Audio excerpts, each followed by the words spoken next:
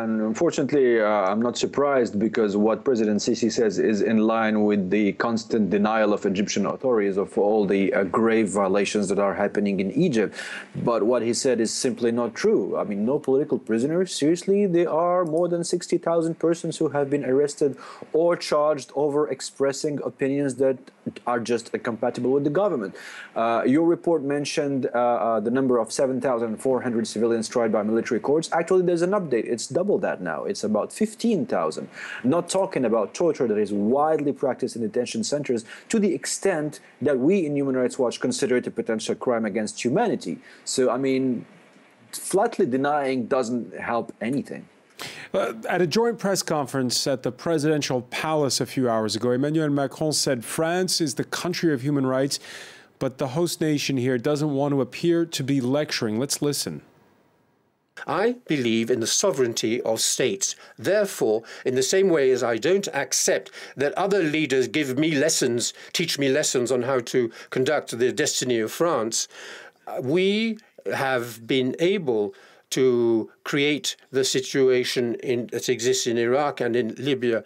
We are in no position to give lessons to other countries and other states and to criticize other political systems based on different values from our own.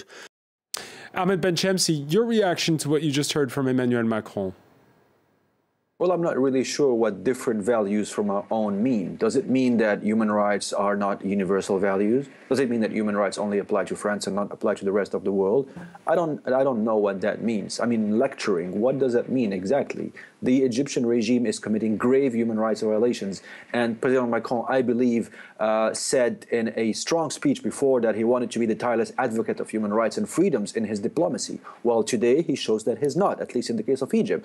And rather that he advocates for French interests with Egypt and specifically arms sales, I believe, because interests are quite high, despite the disastrous situation of human rights in the country. I mean, not lecturing, I don't know what that means when you believe in universal human rights. Was there a different tack he could have taken? Keeping those, as you mentioned, those big contracts still in the pipeline, while at the same time pressuring more the Egyptian president? Well, actually, those contracts are not, out of the blue. There are regulations regulating our arms sales. And true, I mean, France's arms exports policy does not provide for end-use monitoring.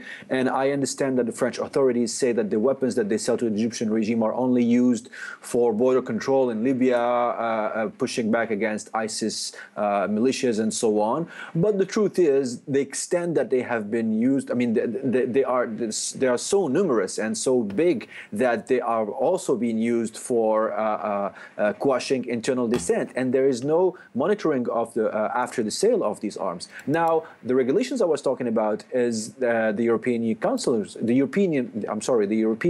regulations. The 2008 position specifically requires that EU countries deny any export license if there's a clear risk that the military technology might be used for internal repression, and the same position states that internal repression means torture, arbitrary or summary executions, enforced disappearances, and arbitrary detentions. Those are exactly the things that are happening at a very wide scale in Egypt right now. Such a wide scale that, again, we considered a crime against humanity. The visit of Abdel Fattah al-Sisi to Paris follows a recent one to Washington. And in both cases, with his hosts, they talked about the fight against terror. Does that, in a way, mean that public opinion just doesn't care as much in places like France and the United States about human rights in Egypt? I don't know about public opinion. I mean, government speaks for themselves. I don't know if they speak for public opinion. What I know is that the pretext of counterterrorism does not stand. Of course, terrorism should be fought and combated. No one denies that, and we certainly do not in Human Rights Watch and in human rights organizations. However, it is not because you are pushing back against terrorism that you're not bound to respect international law and due process. Now, the counterterrorism efforts, or so-called counterterrorism efforts in Egypt, when you look closer, you find out that horrific abuses are happening within them. In northern Sinai, for example, we documented, there's a video leak. I mean, it's not even us. It's a video leak showing army officers shooting and executing blindfolded detainees point blank, I mean, at close range. This is against all the laws of war. And when you look in general at the counterterrorism policy in Egypt, many experts are questioning its effectiveness, because when you commit such grave abuses in the name of fighting back against terrorism, what happens is that you cultivate an environment of radicalization.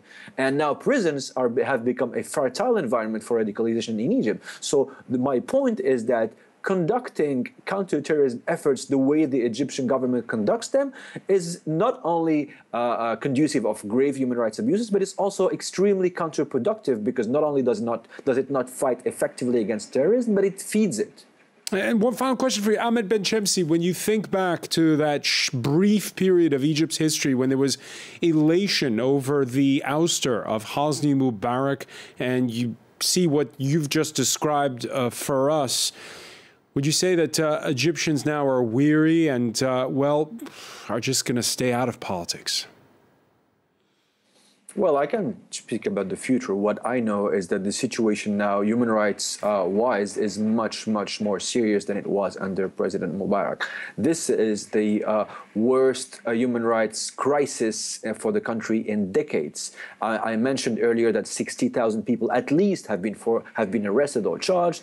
Enforced disappearances happened by the hundreds.